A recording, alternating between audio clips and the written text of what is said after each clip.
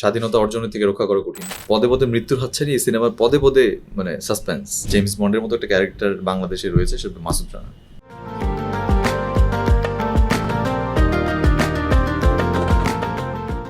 Welcome করছি Eid special podcast হতে।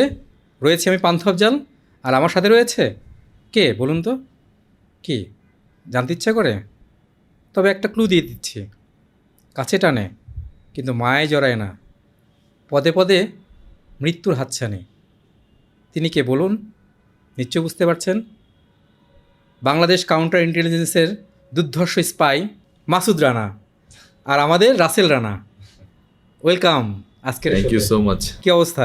অনেক ভালো লাগলো। এই তো এখন সবকিছু মিলে চলছে, ব্যস্ততা, টেনশন সবকিছু চলছে। 6 বছর পর মাসুদ রানা পর্দায় আসছে, মানুষ দেখতে পাবে। এই ফিলটা কেমন লাগছে? এটা এতদিন ছিল যে একটা কবে আসবে কবে আসবে, এখন কাজ করছে টেনশন যে ফাইনালি তো চলে আসলো, এখন ফিউচার কি হবে, অডিয়েন্স কিভাবে নিবে এটাকে, এটা নিয়ে আসলে রাতের ঘুম হারাম। তারপর আবার ঈদের পর্দায়, ঈদে একসাথে শাকিব খানের ছবি, আরিফিন শুভর ছবি, এখানে আরও অনেকের ছবি রয়েছে। তার মাঝে মাসুদ রানার, রাসেল রানাকে আসলে মানুষ যেভাবে প্রত্যাশা করেছিল সেভাবে খুঁজে পাবে কিনা? ইনশাল্লাহ খুঁজে পাবে। আমাদের কাজে আমাদের কনফিডেন্ট আছে যে আমরা যতটুকু কাজ করেছি আমরা গুছিয়ে করার চেষ্টা করেছি এবং বইয়ের সাথে মিল রেখেই কাজ করার চেষ্টা করেছি। সো আমাদের জায়গা থেকে আমরা কনফিডেন্ট যে আমাদের সিনেমাটা মানুষ ভালোভাবে অ্যাকসেপ্ট করবে। সো আমরা মনে করি যে, আর আমাদের সিনেমাটা আমি মনে করি যে দেখার, মাসুদ রানা কেন দেখবে, এটা একটা কোশ্চিন আসতে পারে যে এত এত ভালো সিনেমার মাঝখানে মাসুদ রানাকে কেন দেখবে মানুষ, নতুন একটা ছেলে সিনেমা। সো আমি মনে করি যে আপনারা আরিফিন শুভ ভাই, শাকিব খান ভাই যে মেগাস্টার, তারপর হচ্ছে যারা বাকি সিনেমাগুলো যে আসছে সবগুলো ভালো সিনেমা, বাট সবগুলো সিনেমাতে যে আর্টিস্টরা অ্যাক্টিং করেছেন তারা সবাই বিভিন্ন আগে সিনেমা করে এসছেন, তাদেরকে আপনারা সবাই চেনেন। বাট এই মাসুদ রানা সিনেমায় যে প্রোটাগনিস্ট, তাকে আপনারা কেউ চেনেন না এখন পর্যন্ত, তার কোনো কাজ দেখেননি। সো এই জন্য আই থিঙ্ক আপনাদের দেখা উচিত যে সে কী করলো, সেটা দেখার জন্য আপনাদের অবশ্যই মাসুদ রানা দেখা উচিত এবং এই সিনেমাটাকে মানে সিনেমা নিয়ে কথা বলা উচিত আর কি। এবং আমি আপনাদের বলে রাখি, মাসুদ রানার প্রতি এতটা ডেডিকেটেড ছিল যে রাসেল রানা 6টা বছর এক মাসুদ রানা করার পরিপ্রেক্ষিতে সে আর কোনো কাজই করেনি। তার মানে সে এখনও কিন্তু মাসুদ রানা, 6 বছর ধরে সে কিন্তু নিজেকে মাসুদ রানা হিসেবে বহন করছে। আমি বেসিক্যালি অনেক শুনতাম অনেকের কাছে যে অনেক বড় সুপারস্টার আছে যাদের সিনেমা প্রথমে রিলিজ হয় না, প্রথম সিনেমা করেছে বাট প্রথমটা প্রথমে আসেনি, সেকেন্ড থার্ড এগুলো আসছে। বাট আমার একটা জিদ কাজ করছিল যে আমার ক্ষেত্রে এটা হতে দেওয়া যাবে না, আমি যেটা প্রথমে করেছি সেটা আমার প্রথমে আসতে হবে। এতে 6 বছর লাগুক, 7 বছর লাগুক, 10 বছর লাগুক, দরকার আমি সিনেমাই করবো না, কিন্তু আমার এটাই প্রথমে আসতে হবে। আমার এই জিদটার কারণে আসলে আজকে আমি এই ফলটা দেখতে পাচ্ছি। আই থিঙ্ক আশা করি ছবিটাও অনেক সুন্দর হবে এবং আমরা সিনেমাটার প্রতিটা পদক্ষেপ ছিল মাসুদ রানার জীবনের মতোই, পদে পদে মৃত্যুর হাতছানি এই সিনেমার পদে পদে মানে সাসপেন্স, যে কবে আসবে, কি হচ্ছে না হচ্ছে, এই সমস্ত বিষয়। আমি যতদূর জানি যে প্রমোশনেও কাজ করছে, কিন্তু আরও দরকার ছিল। কি মনে হয়, যেহেতু মাসুদ রানার একটা বিশাল ফ্যান বেজ আছে মাসুদ রানার? আমাদের হাতে এখনও আমাদের অপশন রয়েছে। আমরা যেটা গান রিলোড নামে যেটা আমরা ছেড়েছি, এটা ছিল মাসুদ রানার পরিচিতি পর্ব। বইয়ের প্রচ্ছদ উল্টানোর পরে যে লেখাটা থাকে মাসুদ রানার ডিটেলস, যেটা বিবরণ থাকে, সেটাকে জাস্ট দেখানোর জন্য আমরা একটা ভিডিও বানিয়েছি, যেটার মাধ্যমে আপনারা দেখেছেন অলরেডি। বাট আমাদের হাতে অলরেডি যেই টিজার ট্রেলার সবগুলো রেডি আমাদের, সেগুলো আমরা লঞ্চ করছি, প্ল্যানিং চলছে যে লঞ্চ করবো রিসেন্টলি। মাসুদ রানা তো অনেক পড়া হয়েছে বইয়ে। ছোটোকালে কি মাসুদ রানা পড়া হয়েছে? ছোটোকালে পড়া হয়নি, ছোটোকালে আমার বাবা পড়তো, বইগুলো ছিল, বাট আমার ওভাবে ইন্টারেস্ট কাজ করেনি, কারণ ছোটো ছিলাম তখন, এইগুলো বুঝতাম না খুব একটা, আমার ছোটোদের বই পড়তাম। বাট যখন আমি স্কুল লাইফটা শেষ করলাম, দেন যখন জানতে পারলাম যে জেমস বন্ডের মতো একটা ক্যারেক্টার বাংলাদেশে রয়েছে, সেটা মাসুদ রানা, এবং সেই বইটা আমার বাবা পড়তো, তখন রিলেট করতে পারলাম, তখন সেই বইগুলো আমি পড়া শুরু করলাম। আর যখন রিয়েলিটি শোতে আসলাম তখন তো পড়তেই হবে, মাস্ট, ডিটেলস জানতে হবে, বিকজ আমি ক্যারেক্টারটা করছি বা এই শোতে আসলাম, তখন থেকে এটা আর কি। তার মানে এই মাসুদ রানার পরিপ্রেক্ষিতে মাসুদ রানাগুলো পড়া হয়েছে, সবই পড়া হয়েছে। তা মাসুদ রানা আসলে কেমন ক্যারেক্টার ছিল, আর আমাদের রাসেল রানার ক্যারেক্টার, দুটো এক হওয়ার পরে যে একটা ক্যারেক্টার দাঁড়িয়েছে, এটাকে আমরা আসলে একটা মাসুদ রানাকে পাবো কিনা? আমার মনে হয় মাসুদ রানা যতটুকু পড়ার পর আমি যতটুকু বুঝতে পেরেছি, আমি আমার মধ্যে অ্যাডপ্ট করার চেষ্টা করেছি। স্পেশালি যখন আমি সেটে ছিলাম, আমি আমার মতো করে থাকতাম, যে মাসুদ রানা যেভাবে থাকার কথা সেভাবে থাকার চেষ্টা করতাম। জানি না কতটুকু হয়েছে, বাট আমার জায়গা থেকে আমার যতটুকু সেন্সে এসেছে যে মাসুদ রানা এরকম থাকবে, ওরকমটাই আমি থেকেছি এবং মাসুদ রানা বা যে ক্যারেক্টারটা ওটা লালন করার চেষ্টা করেছি। এই যে 6টা বছর মাসুদ রানায় কাজ করা হলো, কি কি ট্রেনিং নিতে হয়েছে বা কি কি শিখতে হয়েছে, একটু সেই অভিজ্ঞতাটা একটু বলা যায় কিনা? এটা মোটেও আমার জন্য সহজ ছিল না, যে কারোর জন্য সহজ হবে না আই থিঙ্ক, বিকজ যেহেতু এটা একটা স্পাই অ্যাকশন সিনেমা, স্পাই গোয়েন্দা ভিত্তিক ব্যাপার থাকবে, পাশাপাশি অ্যাকশনটা, অ্যাক্টিংটা না হয় আমরা যখন শুটিং করি অ্যাক্টিং চর্চার মাধ্যমে অ্যাক্টিংটা করতে পারি, বিকজ আমরা অ্যাক্টিং ক্লাস করেছি অনেকবার, সো অ্যাক্টিংটা করতে পারি, বাট অ্যাকশনটা করতে গিয়ে আবার একটু প্রবলেম ফেস করতে হয়েছে আমার, যেটা আউটডোরে যখন আমরা শুট করছিলাম বিভিন্ন চেজিং সিন, এই সানের মধ্যে মাসুদ রানার মতো স্যুট টুট পরে, আপনি তো জানেনই স্যুট পরে এই সানের মধ্যে দৌড়াদৌড়ি করাটা কতটা প্রেশার লাগবে, নিজেকে আপনার জিনিসটা এক্সস্টেড লাগবে, এই জিনিসগুলো শুট করতে একটু কষ্ট হয়েছে, বাট ওভারঅল জিনিসটা এনজয় করেছি আমি, আসলে নতুন কিছু শিখতে ভালো লাগে। কোনোভাবে ইনজুর হয়েছে কিনা? ইনজুর তো অনেকবার হয়েছে। হ্যাঁ, ইনজুরটা আমাদের একটা সিন আপনারা অলরেডি শুনেছেন, একটা শুটিং করতে গিয়ে আমাদের একটা সিন ছিল যে আমাদের একটা ব্লাস্ট করবো, একটা রুম ব্লাস্ট করবো আর কি, ওই রুম থেকে আমি বের হয়ে যাব, দেন রুমটা ব্লাস্ট হবে, বাট আমি টাইমলি বের হতে পারিনি, আমার একটু বের হতে সময় লেগেছে, তো রুমটা আমার থেকে প্রায় 8 থেকে 9 ফিট দূরত্বে ছিল, তখনই বমটা ব্লাস্ট হয়ে যায়।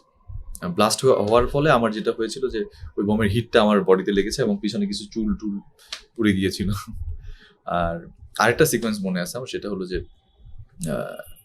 সৈকত নাসির ভাইকে তো আপনি ভালো চেনেন, আপনার হ্যাঁ খুব ক্লোজ, তো উনি খুব ক্রেজি টাইপ, উনি হচ্ছে যে কোনো কিছু রিয়েল নিতে পছন্দ করে, যে দামি শট আমি নিব না, আমার হিরোই শট দিবে এরকম টাইপের, তো আমার ওই জিনিসটা ভালো লাগে, ওনার যে ওই স্পিরিটটা, যে ওনার এনার্জিটা আমাকে এনার্জি দেয়, উনি যখন মানে সেটের মধ্যে যখন এনার্জেটিক থাকে যে রাসেল তোমাকে এটা করতে হবে, হ্যাঁ অবশ্যই করবো, আপনি যেহেতু বলছেন এটা আমাদের করতেই হবে, হিরোই করবে এটা, তো আমরা শটটা দিলাম যে রুমের বাইরে থেকে ভিতরে ঢুকবো, জাম করে, জানালা থাকবে বড় একটা, জাস্ট এখানে গ্লাস থাকবে, গ্লাস ভেঙে ভিতরে ঢুকবো, তো এই শটটা দেওয়ার জন্য ডামি ছিল, ডামি থাকলে তো ফেস দেখাতে পারবে না, বাট আমি চাচ্ছিলাম যে আমার ফেসটাই থাকুক, ভাইও চাচ্ছিল এটা, তো জাম করলাম ঠিকই, আমার হাতে গান ছিল, একটা বড় অ্যাসল্ট রাইফেল ছিল, তো ওটার সামনে যে জুম করে যে স্কোপটা ছিল, স্কোপটা আমাকে বলেছিল যে স্কোপটা একটু সাইডে রাখবা, দেন ফেসটা যেন না পড়ে গানের উপরে, বাট আমি ওইটা মাথায় ছিল না, আমি সামনে রাখি, দেন স্কোপটার উপরে মুখটা পরে এখানে কেটে যায় আমার, তা আমি কেটে যাওয়ার পর আমি খেয়াল করিনি, আমি সাথে সাথে আমাদের ডিওপি যে ছিলেন সাইফুর শাহিন ভাই, ওনাকে গিয়ে বললাম যে শর্টটা একটু প্রিভিউ দিয়ে দেখানো আমাকে,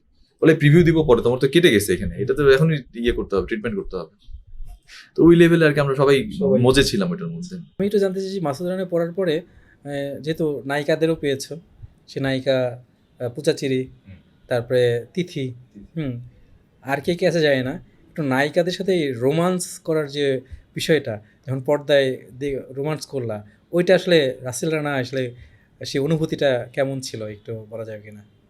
আমাদের সিনেমাতে যে কো আর্টিস্ট ছিল আমার, যে সাইদা তিথি এবং পূজা, দুজনেই খুব ভালো কাজ করেছে এবং দুজনে অ্যাক্টিং স্কিল অনেক ভালো, দুর্দান্ত। পূজা অনেক ফ্রেন্ডলি, তার সাথে কাজ করে অনেক মজা, সে অনেক ফ্রেন্ডলি থাকার কারণে সিনগুলো নিতে খুব ইজি হয়, মানে আনকমফোর্টেবল লাগে না। আর সাইদা তিথি যে, সে তার ডেবিউ সিনেমা এটা, এবং সে খুব ভালো কাজ করে, সো ওই রোমান্টিক সিন, ডায়লগ সিন সবগুলোই মোটামুটি আমরা স্মুথলি পুল অফ করতে পেরেছি। এমন কোনো সিন আছে যেগুলো এখানে বলা যায়?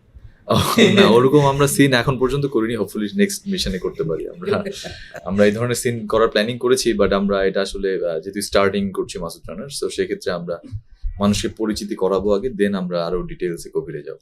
জীবন অবাক না করলে কে করবে? 28% মিল্ক ফ্যাটের অবাক করার সাথে ফ্রেশ মিল্ক পাউডার, জীবন অবাক করুক প্রতিদিন। বাইরে গেলে জেমস বন্ডকে আমরা ওভাবে স্পাই, সেরকম ধর্ষ স্পাই হিসেবে দেখতে পাই জেমস বন্ড, আর আমাদের এখানে কাজীদা একটা রেডি করে রেখেছে মাসুদ রানা। কি মনে হয় যে MR9 নিয়ে মানুষের একটা প্রত্যাশা ছিল, সে প্রত্যাশা পূরণে ব্যর্থ হয়েছে, কিন্তু এই মাসুদ রানার, মানে তোমার মাসুদ রানা যেটা রাসেল রানার মাসুদ রানার, এটা প্রত্যাশা পূরণ করতে পারবে কিনা আসলে?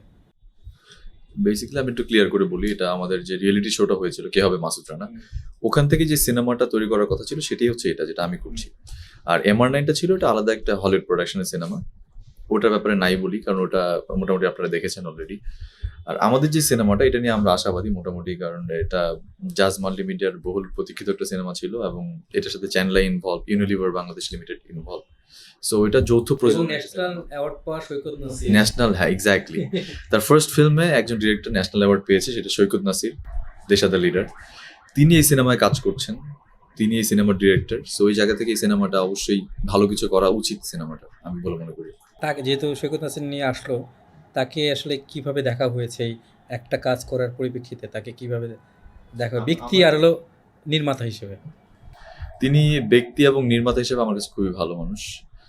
আর আমার মনে হয় যে ক্রিয়েটিভ মানুষ একটু ডিফারেন্ট টাইপের হওয়া ভালো, যেটা আমি মনে করি। তার মধ্যে ক্রিয়েটিভিটি অনেক লেভেল আমি পেয়েছি। তার সাথে যখন কথা বলি অনেক কিছু শিখতে পারি, জানতে পারি। বিকজ তিনি শুধু একজন ডিরেক্টর না, তিনি একজন টেকনিশিয়ান। তার টেকনিক্যাল ইস্যুগুলো সে জানেন, বিকজ তিনি মালয়েশিয়া থেকে সিনেমার উপর পড়াশোনা করে এসেছেন। সো তার সাথে কাজ করার অভিজ্ঞতা অনেক ভালো, এবং আমি মনে করি যে তার সাথে অলরেডি কথা হয়েছে আমার, যে আমি চাই যে ভাই আপনার সাথে আমি নেক্সট সিনেমাটা করি। অ্যাটলিস্ট আমি চাচ্ছি যে আমি যে জনরায় স্টার্ট করছি ক্যারিয়ারটা, সেই জনরায় আমি বেশ কয়েকটা সিনেমা করি, এবং আমি চাচ্ছি যে সৈকত নাসির ভাইয়ের সাথে সিনেমা করতে। তার মানে তোমার অ্যাকশন ধর্মী সিনেমাই তোমাকে বেশি দেখা যাবে? এক্স্যাক্টলি, আমি চাচ্ছি যে একটা, যেমন আমরা বলিউডে দেখি শাহরুখ খান একটু রোমান্টিক সিনেমা করে, সালমান খান একটু ভাইজান টাইপ থাকে, তারপর অক্ষয় কুমার একটু কমেডি করে। সো বাংলাদেশে হোয়াই নট, যে বাংলাদেশের জনরা থাকবে হিরোদের। সাকিব ভাই মেগা স্টার, সে একটা মেগা ব্যাপার থাকবে তার মধ্যে। আরফিন শুভ ভাই অ্যাকশন করছে, একটু সাউথ প্যাটার্নে করছে। সো আমারটা একটু ডিফারেন্ট টাইপের থাকুক। রোমান্টিক করবে না? রোমান্টিক, হ্যাঁ রোমান্টিক তো অবশ্যই করার ইচ্ছা আছে। এরপরে হয়তো বা রোমান্টিক অ্যাকশন। তোমার রোমান্টিকতা কি কম না বেশি? রোমান্টিকতা অনেক না, আমার যখন যেই ক্যারেক্টারটা দরকার হবে তখন সেটা আমি ভরপুর। তোমার গার্লফ্রেন্ড কখনো এই কথা বলে না? না, সে কখনো এগুলো নিয়ে কথা বলে না, বিকজ এটা ক্যারিয়ারের ক্ষেত্রে সে এটা নিয়ে কথা বলে না। তার এটা নিয়ে খুব একটা আগ্রহ নেই। তোমার কাছে তুমি করবে, দ্যাটস ইট। এঙ্গেজ তো না না বিয়ে টিয়ে হইছে? না না, বিয়ে হয়নি, বাট উই আর কি বলে, we are in love. So কত বছর হলো? 6 বছরের মধ্যে? না, এটা অনেক, এটা প্রায় 9 ইয়ার্স। এই 6টা বছরে কি কি করা হয়েছে 6 বছরে? এই 6 বছরে আমি কিছু টিভিসি করেছি, তারপর ফটোশুটে মন ফোকাস ছিল, পাশাপাশি বাবার টুকটাক কিছু বিজনেসের কাজ ছিল, সেগুলো করতাম। এই 6টা সময় যে একটা তুমি যে স্বপ্ন নিয়ে এসেছো যে 6 বছরে আমার ছবি রিলিজ পাবে, আমি একটার পর একটা ছবি করব, সেটা করা হয়নি। এই স্বপ্নগুলো যে পূর্ণ হলো না, এই দায়টা কার? আমি আসলে কাউকে দায় দিতে চাই না, বিকজ এটা আমার মনে হয় যে আমার লাক এটাকে চায়। অথবা 6 বছর আগে যদি আমার সিনেমাটা আসতো, তখন আমার যেই ম্যাচুরিটি লেভেল যে লেভেলে ছিল, এখন হয়তো তার থেকে ডেভেলপ, আমি যেটা মনে করি। অথবা সেটা থাকে না যে স্বাধীনতা অর্জনের থেকে রক্ষা করা কঠিন, তখন হয়তো বা স্বাধীনতা পেলে রক্ষা করাটা কঠিন হয়ে যেত। এখন যেটা আমি করতে পারবো, হয়তো বা আই থিঙ্ক আমার এই কনফিডেন্টটা কাজ করছে। সো আমি মনে করি যে এখন মানে থাকে না, সৃষ্টিগত একটা প্ল্যান থাকে, গডস প্ল্যান, যে আমার নিজস্ব প্ল্যান না। গডস প্ল্যানটা এমন টাইপেরই হয় যে তোমার পারফেক্ট টাইমে পারফেক্ট জিনিসটা আসতে হয়। তা আমি মনে করি আমার পারফেক্ট টাইম এখন, এবং এখন সিনেমাটা আসছে। সো এটা আমার জন্য গুড লাক। অনেকে হতাশা হয়ে যায়, ফ্রাস্ট্রেটেড হয়ে যায়। তার সাথে অনেক কাজ করেছি, এর মধ্যে অনেক ডিপ্রেশন ছিল। আমি হচ্ছে যে আমার নিজের, আমি ফ্রম দিনাজপুর। সো দিনাজপুরে যাওয়া অনেক ক্ষেত্রে বন্ধ করেছিলাম, যে ওখানে আমার আত্মীয় স্বজন, এলাকার মানুষ অনেকে বলে যে যে ও তো সিনেমা করেছে, সিনেমা কই, আমরা তো কিছু দেখতে পাই না, বা MR9 আসছে, এটাই তো মাসুদ রানা, তাহলে ও কি নাই এই সিনেমাতে? তাদেরকে আমি এক্সপ্লেন করতাম না, বিকজ আমি মনে করতাম যে আসলে এক্সপ্লেন করে এটা অজুহাত টাইপের হয়। আমি যেটা কাজ করেছি সেটা যখন স্ক্রিনে আসবে তখনই মানুষ জানতে পারবে, আমার তো বলার কোনো প্রয়োজন নেই। তো ওই জায়গা থেকে আমি কনফিডেন্ট ছিলাম যে নিজেকে একটু হাইট রাখতাম। বাবা মা সাপোর্ট দিয়েছে আমাকে। বাবা মা বলেছে যে তুমি যেটা করতে চাও সেটাই করো, যেহেতু তুমি এটাতে ফোকাস, সো আমরা এটাতে কোনো কথা বলবো না। বলছো যে বিজনেস করেছো, তারপরে তুমি এখনো বিজনেসের সাথে আছো, তোমার ব্যাকআপ প্ল্যান রয়েছে? হ্যাঁ, ব্যাকআপ প্ল্যান রয়েছে, বাট আমার আলটিমেট টার্গেট হচ্ছে সিনেমাতে কাজ করা, বিকজ এটা আমার ছোটবেলার ড্রিম। ওকে, এই যে আমি একটু আলটিমেটের কথা বললাম, আমি আলটিমেট ম্যান হিসেবে তোমাকে পেয়েছি। এই জার্নিটা একটু সংক্ষিপ্তভাবে, তোমার যে স্ট্রাগল বা তোমার এখানে আসা, আজকে রিলিজ হচ্ছে ছবি ঈদের জন্য, সেই বিষয়টা একটু টানা যায় কিনা দর্শকদের উদ্দেশ্যে? যখন আমি প্রথম উইনার হলাম ওখান থেকে, তখন একটু ওভার দ্য মুন ছিলাম যে আমি সিনেমা করছি, সবাই অ্যাপ্রিসিয়েশন দিচ্ছে। ধীরে ধীরে ব্যাপারটা ফিকে হয়ে যায়, মানে আস্তে আস্তে অ্যাপ্রিসিয়েশনও কমা শুরু করছে, পাশাপাশি সিনেমাটাও আসবে কিনা। দেন চলে আসলো করোনা, যে যার ঘরে। আমার লাইফ পুরো হতাশার মধ্যে চলে গেল, যে আমি আসলে কি করব জিনিসটা বুঝে উঠতে পারছিলাম না, যে সিনেমা কি আদৌ করতে পারবো কিনা। এখন সবাই যে যার ঘরে। তারপর করোনার প্রকোপটা যখন কাটলো, দেন লাকিলি জাজ মাল্টিমিডিয়া থেকে আমাকে ফোন করা হলো যে আমরা প্ল্যানিং করছি সিনেমাটা স্টার্ট করার। দেন আমি খুব হ্যাপি। দেন আমি আমার মতো করে রেডি হলাম 3 মাস সময় নিয়ে, ভালোভাবে রেডি হয়ে দেন সিনেমাটা স্টার্ট করলাম। স্টার্ট করে ফার্স্ট লটে কাজ করার পরে আমাদের কিছু পারমিশনের ব্যাপার ছিল, আর্মির পারমিশন, যেহেতু আমরা অনেক কিছু ইউজ করেছি আর্মিদের, thanks to Bangladesh army specially. তারা সাপোর্টটা না দিলে হয়তো সিনেমাটা শেষ হতো না। তো ওইটার জন্য আমরা আসলে প্রথম লটটা কাজ করার পরে ওয়েট করেছিলাম। In the mean time corona second প্রকোপ আসলো, সেটাও গেল। তো আমার আবার ডিপ্রেশনে পড়ে গেলাম যে সিনেমাটা কি আদৌ হবে কিনা। আবার একবার কল আসলো যে না, আবার রেডি হও। দেন আবার রেডি হলাম, সে আগের গেট আপে আগের লুকে আবার কন্টিনিউটি ম্যাচ করে আবার রেডি হয়ে করলাম, করার পরে আবার সামহাও থেমে গেল জিনিসটা। মানে it's like Masud Rana character, যে পদে পদে মৃত্যুর হাতছানি, পদে পদে থেমে যাওয়ার হাতছানি। সো থেমে যেতে, ছিল। হ্যাঁ এটা স্ক্রিপ্টেডই ছিল হয়তো বা by God by nature. So আমি বারবার থেমে যাওয়ার পরে ফাইনালি যখন এই বছর চিন্তা করলো যে আসলে সিনেমাটা আমাদের রিলিজ করা উচিত, দিস ইজ রাইট টাইম।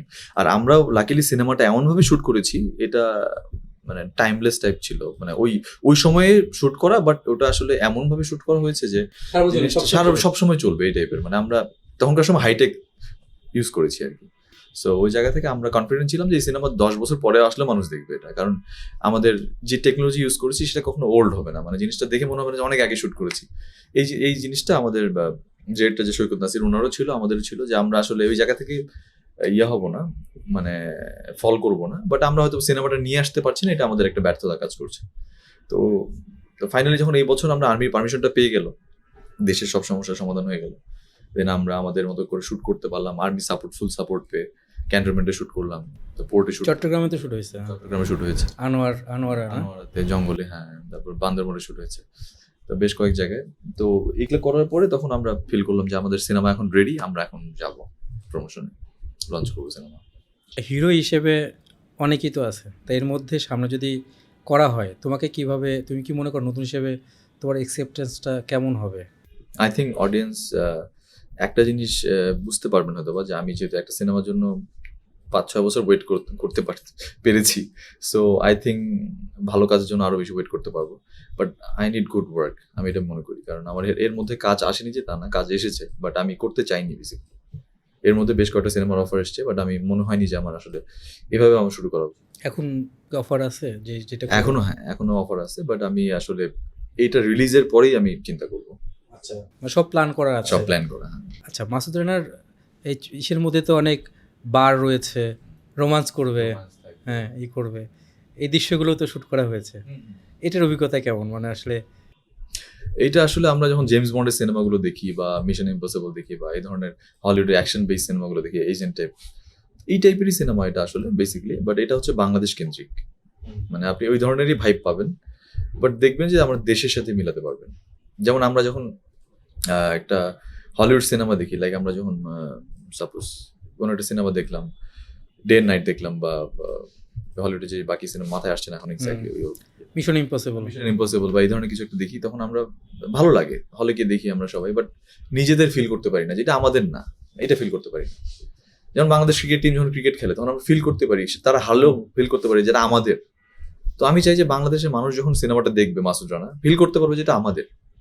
হয়তোবা তাদের মধ্যে তাদের থেকে একটু কমতি থাকতে পারে টেকনিক্যাল ইস্যুতে বা অনেক ইস্যুতে, বাট চেষ্টা করেছে তারা, এটা অ্যাপ্রিসিয়েট করতে হবে, এবং তারা ফিল করতে পারবে যেটা আমাদের, মানে ওন করবে আর কি, যেটা আমাদের হিরো বা আমাদের সিনেমা। তোমার যে ইন্ট্রোডিউসিং যে একটা ছাড়লো যেটা, সেটার মধ্যে মনে হয়েছে বাইরে কোনো শ্যুট করা হয়েছে, বাইরে কি কোনো শ্যুট করা হয়েছে কিনা? না, এটা বেসিক্যালি আমাদের একটা মাসুদ রানা পরিচিতি পড়বো, আপনি ওর ব্যাকগ্রাউন্ডে ভয়েস শুনবেন যে সে কাছে টানে বাঁধনে জড়ায় না, পদে পদে মৃত্যুর হাতছানি, তারপর হচ্ছে যে দুর্ধর্ষ মিশন নিয়ে ঘুরে বেড়ায় দেশ দেশান্তরে। সো আমরা কথাগুলোকে রিলেট করার জন্য এটা ছেড়েছি, মানে কথাগুলো দেখবেন যে আপনি কথা চেঞ্জ হচ্ছে, সিন চেঞ্জ হয়ে যাচ্ছে। এরপরে কি আরো কিছু আসবে? আমরা এখন টিজার ছাড়িনি, টিজার আসবে, ট্রেলার আসবে, সেগুলোর জন্য ওয়েট করবে, সেগুলো বুম হবে কিছু। ওকে, আমি একটু অন্যদিকে যাই। তুমি, তোমার ইচ্ছা কি ছিল, মানে চলচ্চিত্র আসার আগে কি ইচ্ছা ছিল, কি হওয়ার ইচ্ছা ছিল? আমার বরাবরই একটা ইচ্ছা ছিল যে মানুষ আমাকে পছন্দ করবে। মানে আমাকে, ছোট একটা স্টোরি বলি, সেটা হচ্ছে যে আমার পাশের বাড়ির একজন আন্টি, উনি আমাকে ছোটবেলা, আমি কথা ঠিক মতো বলতে এখন মনে পড়ছে না আমার, উনি আমাকে কোলে করে নিয়ে গিয়েছিল আমাদের পাশের স্কুলে। তো ওখানে সেদিন যে ডিসি সাহেব, তো ডিসি সাহেব এসেছিলেন, তো ওনাকে সবাই হচ্ছে যে ফুল দিয়ে, স্কুলের বাচ্চারা লাইন করে দাঁড়িয়ে ফুল দিয়ে সম্মাননা দিচ্ছিল যে ডিসি সাহেব এসছেন। সো ওটা আমি দেখি, এবং দেখে আমি ওই জিনিসটা মাথায় ক্যাচ করি। সো বাসায় যখন এসে বলছি তুমি বড় হয়ে কি হবা, আমি বলছি আমি ওইটা হবো, মানে ডিসি হবো আর কি, এটা বলছিলাম। কেন হবা? ওটা হতে গেলে তো অনেক তোমার পড়াশোনা করতে হবে, অনেক কিছু হতো। ওটা হতে গেলে আমার যত এক ঘর যদি বই পড়তে হয় সেটাও পড়বো, কিন্তু আমি ওইটাই হবো। মানে আমার কাছে ডিসি হওয়াটা ইম্পর্টেন্ট ছিল না, যে ওই সম্মানটা পাওয়া, যে মানুষ সবাই ওকে পছন্দ করছে, পরিচিতি। সো ওইখান থেকে আমি বুঝতে পারি যে I need what I want, এবং তোমাকে তো আমার মনে হয় যে র্যাম্পের অনেকেই চেনে, মডেল হিসেবে চেনে। তুমি বড় বড় ব্র্যান্ডের মডেল। হ্যাঁ, র্যাম্পে এখন মনে হয় কাজ করো। হ্যাঁ, র্যাম্পে ফটোশুটে কোন কোন ইসের এখন মোটামুটি কাজ করছো? আমি মোটামুটি বাংলাদেশের ম্যাক্সিমাম অনেকগুলো ব্র্যান্ডেই কাজ করা হয়েছে আমার। র্যাম্পেও কাজ করতাম, র্যাম্পে কাজ ছেড়ে দিয়ে সেলরে সেলর যত ব্র্যান্ড মোটামুটি আর কি। হ্যাঁ, সো ব্র্যান্ডগুলোর সাথে কাজ করা হয়েছে এবং তাদের সাথে মোটামুটি এখনো কাজ করি আমি। জীবন অবাক না করলে কে করবে? 28% মিল্ক ফ্যাটের অবাক করার সাথে ফ্রেশ মিল্ক পাউডার। জীবন অবাক করুক প্রতিদিন। র্যাম্পের মানুষের একটা আছে, র্যাম্পে যারা কাজ করে তারা কেমন রোবট হয়ে যায়, রোবোটিক হয়ে যায়, স্টিল হয়ে যায়। পর্দায় তাদের মাথা নড়ে না, শরীর নড়ে না। তা এটা করতে গিয়ে আমার মনে হয় নির্মাতার অনেক কষ্ট করতে হয়েছে নাকি নাকি ওর তুমি যেরকম পার্সোনালিটি সেরকম করেই তোমাকে? এটা বেসিক্যালি একটা ভুল ধারণা, র্যাম্পের মানুষ রোবট হবে। কারণ আমি মনে করি যে সব রোবটই র্যাম্পে যায় না, বাট কিছু র্যাম্প আছে যারা রোবট না। ব্যাপারটা এমন আর কি যে এটা হচ্ছে যে আপনার র্যাম্পের জন্য লাগে হাইট, ফিটনেস, লুকস, এগুলো ইম্পর্টেন্ট। সো ওখান থেকে কিছু কিছু মানুষের অ্যাক্টিং স্কিল ভালো থাকে যারা কিনা সিনেমাতে আলটিমেটলি মিডিয়ার মেইন হচ্ছে যে টার্গেটই হচ্ছে যারা মিডিয়াতে কাজ করতে চায়, তাদের মেইন টার্গেট থাকে সিনেমা, আলটিমেট টার্গেট। সো এটা হচ্ছে বিগ মাধ্যম। সো র্যাম্পে যারা ঢোকে তারা ওখানে কম্পিটিশন চলে যে এখান থেকে আসলে সিনেমাতে কে যেতে পারবে, এটা একটা ইম্পর্টেন্ট ব্যাপার থাকে তাদের মধ্যে। সবার খেলাধুলা পছন্দ করে তো? কোন খেলাটা? Cricket, football? ফুটবল খেলতে ভালো লাগে। আচ্ছা, ফুটবল সামনে তো, ফিফা ফুটবল, এটা নিয়ে একটু বলো, কোন দলের সাপোর্টার? আমি সাপোর্ট করি, বরাবরই আর্জেন্টিনা সাপোর্ট করি। হ্যাঁ, অনেকে আচ্ছা আপনি আর কেমন করবে এবার? আমাকে বলতে পারেন যে আমি তো ব্রাজিল করি, আপনি কেন আর্জেন্টিনা? এবার কি ঘরে তুলবে পুতুলটা? অবশ্যই আমরাই তুলবো, এটা স্বাভাবিক। আর্জেন্টিনার খেলাটা কবে থেকে দেখা হতো? আর্জেন্টিনা খেলা দেখি আমি হচ্ছে যে আপনার 2010-এর আগে, কত সালে যে বিশ্বকাপটা হলো যেন, বিশ্বকাপ তো 11 থেকে, 11 থেকে, হ্যাঁ 11 থেকে দেখা হয়। হ্যাঁ 11 না 12 কবে যেন হলো লাস্ট।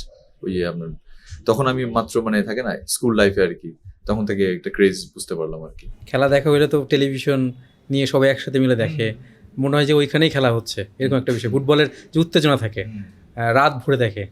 আর ক্রিকেটের বিষয়টা তো এখন জনপ্রিয় হয়েছে। ক্রিকেট একসময় আমার খুব ইচ্ছে ছিল যে ক্রিকেটার হবো বা কিছু একটা করবো এরকম টাইপের। আমি প্র্যাকটিসও করতাম।